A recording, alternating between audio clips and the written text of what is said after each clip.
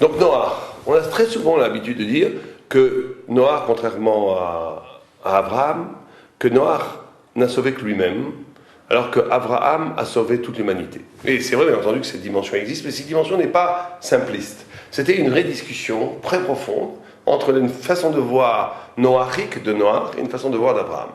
Donc Abraham, effectivement, est celui qui a cette capacité de porter, d'avoir du souci, c'est la notion très saine d'amour, d'avoir tellement d'amour pour les autres qu'il a tellement de peine que son prochain ait raté le sens de sa vie, qu'il va lui-même incarner dans sa vie à lui le sens de la vie de l'autre. Et donc il va un peu sauver l'humanité entière par le fait même que, on va dire qu'il a été zoré de Srout Koulo, il a pris le Srout de toutes les générations avant lui, c'est ce que dit l'Agmara, Abraham, et qu'il a pris le Srout, le mérite de toutes les générations avant. Ça, c'est une dimension de chesed. La notion de chesed, c'est la notion de ne pas supporter le gâchis. Ne pas supporter que son prochain n'ait pas pu épanouir le sens sublime de sa vie. Qu'est-ce que fait Abraham? Il essaye d'abord de ramener l'autre à sa sublimité, de ramener l'autre à son intrigue, d'essayer de responsabiliser l'autre à devenir un tzaddik. Mais si l'on n'y arrive pas, alors Abraham, de lui-même, va porter le sens de l'autre. Et c'est la notion extraordinaire de chesed d'Abraham, de brit Abraham, de l'alliance d'Abraham, où à lui seul, il va porter le sens de l'humanité entière. Et vous savez que tous les tzadikim ont fait ça. Quand on dit que Moshe Rabbeinu est l'équivalent, la Kabbalah nous enseigne très souvent que les grands tzadikim ont une neshama équivalente à toutes les neshamot des autres Israël. À Moshe Rabbeinu, on dit qu'il avait la neshama équivalente à toutes les neshamot d'Israël. Il valait à lui seul Israël. C'est pas simplement une question de grandeur. C'est pas simplement qu'il a une âme tellement grande qu'elle vaut 600 000 âmes. C'est aussi ça, mais c'est aussi le fait que Moshe Rabbeinu est tellement parfait dans son avodat Hashem qu'il va être capable de prendre sur lui le visage de tous les juifs. Il aime tellement les juifs, il aime tellement son prochain que quand il rencontre quelqu'un, il est tellement intéressé par la beauté de l'autre que cette beauté de l'autre va devenir un petit peu lui-même. D'où la capacité de grandir. D'ailleurs, même pour nous, il faut apprendre à avoir l'humilité de l'amour des autres, apprécier la différence sublime qu'il y a entre chaque personne qu'on rencontre, et cette humilité d'accepter cette différence et cette beauté va nous enrichir énormément. Toute personne, l'orgueil rend idiot. L'orgueil fait que, je suis incapable de voir les autres, donc je ne reste que enfermé dans mon petit ego, je deviens tout à fait inintéressant très très très vite. D'ailleurs, Hagab, c'est très intéressant de voir, le Maharal de Prague explique la chose suivante, il y a un midrash qui nous dit que les hommes étaient jaloux de Moshe, que les hommes avaient peur, étaient jaloux de Moshe en disant que Moshe, par rapport à leur femme, ce qui paraît aberrant. Moshe Rabbeinu est l'homme le plus sadique, le plus humble, le plus kadosh, il est saint. Comment est-ce qu'on peut avoir l'idiotie d'être jaloux de Moshe? Et le Maharal de Prague explique, il dit Moshe était tellement parfait. Il n'était pas simplement parfait pour lui-même, mais il était parfait en ayant incarné la perfection de tous les visages d'Israël, de tous les individus d'Israël. Donc chaque femme sentait que Moshe était leur époux idéal. Et bien entendu, leur mari n'ayant pas atteint le même niveau, leur mari était un moins bon époux. Et donc les hommes sentaient cela et étaient jaloux de Moshe. C'est pour ça que le Maharal nous dit que Moshe Rabbeinu a épousé une guillorette, une convertie, parce qu'il était tellement grand qui ne pouvait pas correspondre à une tribu. Il fallait que Dieu crée une âme spéciale pour lui, parvait, une âme neutre, on va dire, qui pouvait correspondre à l'âme de Moshe qui était universelle. Mais en tous les cas, ça c'est cette dimension des tzadikim juifs. Cette capacité d'empathie maximale qui fait que l'autre devient moi, moi je deviens l'autre. Cette notion d'unité fantastique du peuple juif. Noach, lui, pensait que non. Pensait que la source et l'essence du travail à accomplir envers Dieu, c'est la notion de coupure, de rupture, de non-compromis. Si le monde se fourvoie dans le mal, si le monde se fourvoie dans le mensonge politique, si le monde se fourvoie dans le mensonge esthétique, si on nous envoie toute la journée à la tête des photos qui ne représentent que la bestialité du corps, la bêtise de la mode, etc., ce n'est pas à moi à prendre en charge cela, je coupe. Je coupe par le mépris et par la coupure, je ne fais pas de compromis avec un monde imbécile, et je vais moi-même incarner le futur de l'humanité, parce que quand même Noach sauve l'humanité aussi, puisque à partir de Noach, toute l'humanité va venir, c'est le père de toute l'humanité. Mais il dit donc que cette renaissance de l'humanité doit passer par un coup de scalpel, Il y a un moment donné, on ne peut plus prendre en charge la rachaout des autres. C'est trop. Ils ont choisi d'être dans un monde absolument absurde, un monde de ténèbres, un monde d'idiotie, un monde de désir, un monde où l'intelligence a naufragé dans l'imbécilité de la mode et de l'idéologie politique. Ça n'a aucun rapport avec nous, avec le destin de l'humanité réelle. Je coupe. C'est la vision de Noir. Noir coupe, il veut couper.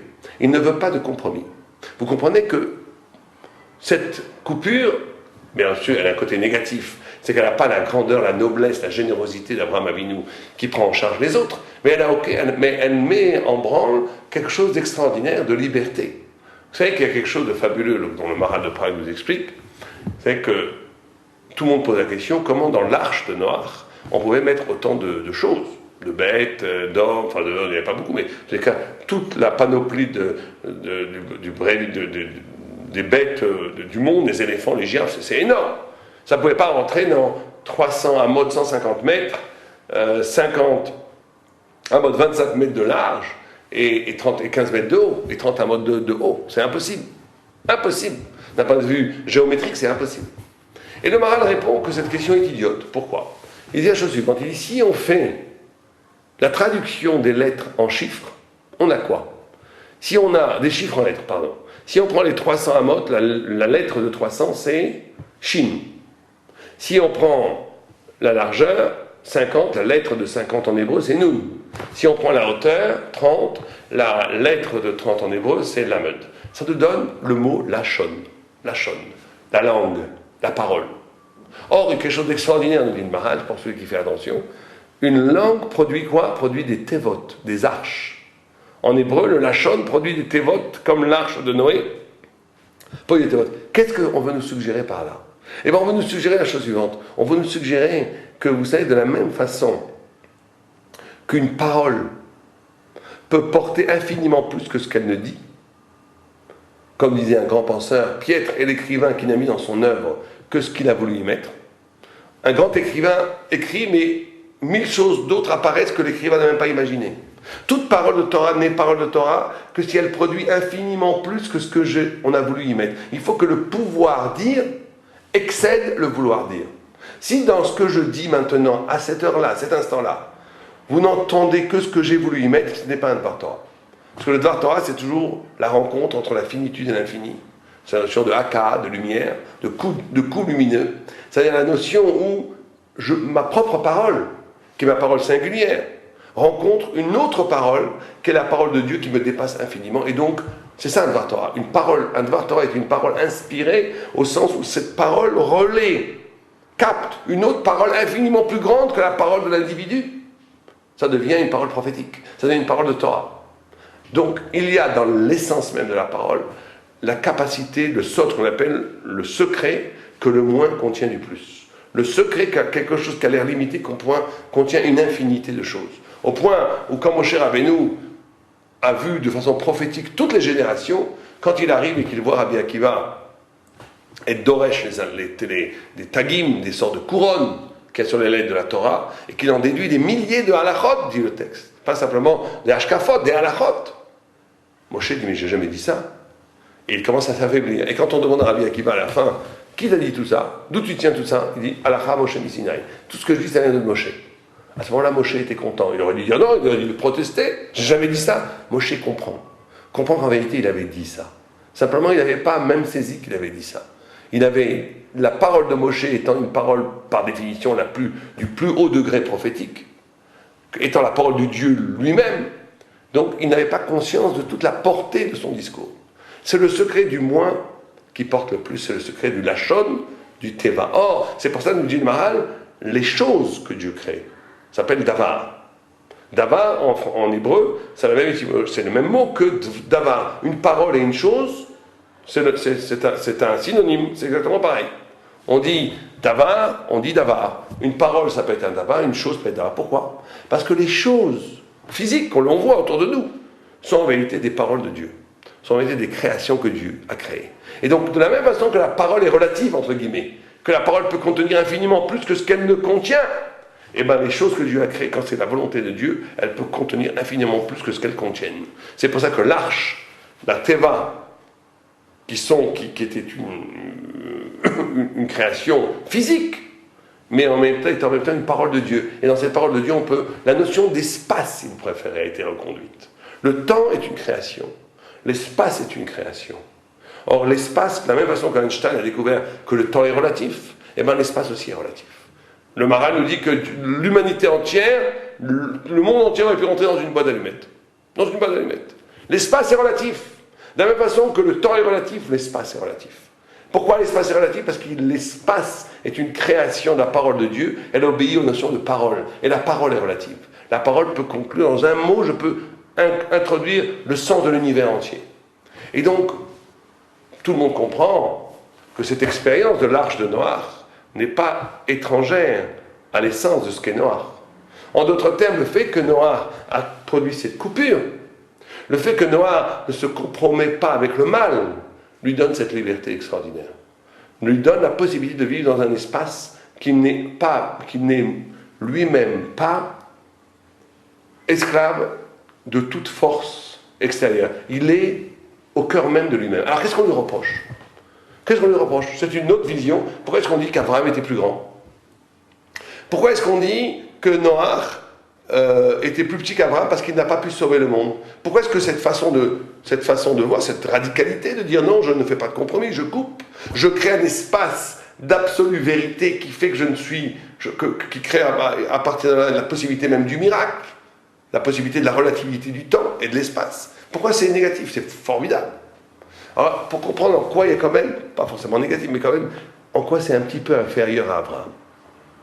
On va raconter une histoire que j'aime beaucoup, une histoire qui a été vécue par un des talmides des disciples de Rav Shalom de Belz, le rabbi de Belz, très grand rabbi chassidique. Et un jour, il y avait un élève qui était un très bon élève, qui étudiait, très spirituel, très fort, qui va voir son maître, le rabbi de Belz, et il dit « Je veux voir Eliyahu Hanavi. Je sens que j'ai besoin de voir Eliyahu Hanavi. » Le rabbi de Belz le regarde, réfléchit une seconde, et dit « Je vois que ta question n'est pas puérile.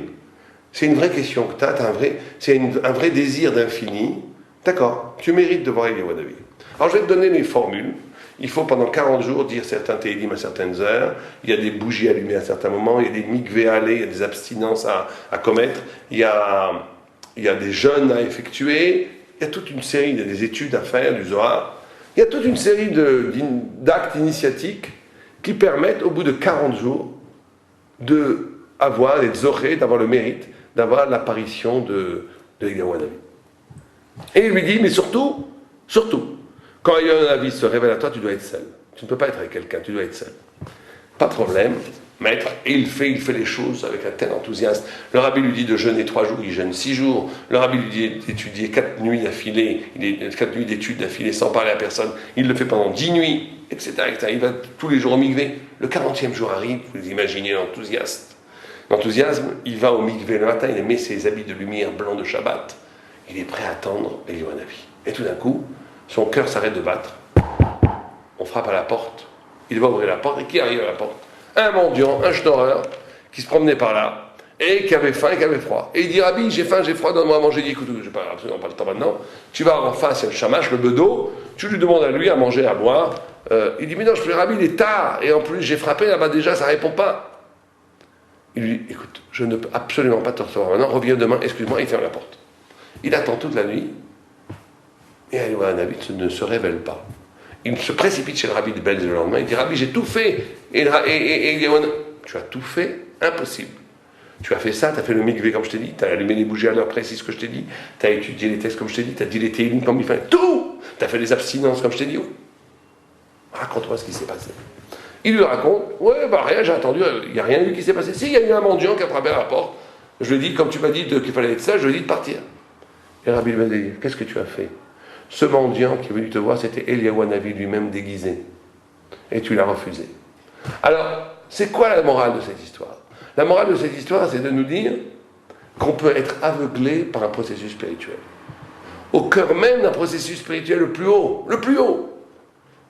Si ce processus spirituel nous empêche d'entendre la voix de celui qui a faim, si ce processus spirituel nous empêche d'être à l'écoute de la détresse de mon prochain, ça ne vaut plus rien. Vous n'avez plus de révélation. Vous avez détruit l'essence même de la Torah. Il y a des gens du Lo Aleinu qui étudient la Torah toute la journée, et qui ne sont pas capables de s'ouvrir à la détresse de leur épouse. Il faut dire à ces gens-là, arrêtez d'étudier un petit peu, occupez-vous de votre femme. Beaucoup plus important. Parce que la Torah n'a de valeur que si elle s'ouvre au monde. C'est que si elle dit le monde, que si elle rédime le monde, que si elle prend en charge la détresse du monde. Sinon la Torah n'a aucune valeur. Et donc, c'est exactement ça la différence entre Abraham et Noah. Noah était dans un processus de rupture spirituelle étonnant, magnifique. Il a sauvé le monde quelque part, puisqu'il a amené, il a permis qu'une partie de l'humanité reste pure. Et donc elle est un avenir. Mais ce processus spirituel l'a rendu complètement sourd à la détresse des autres.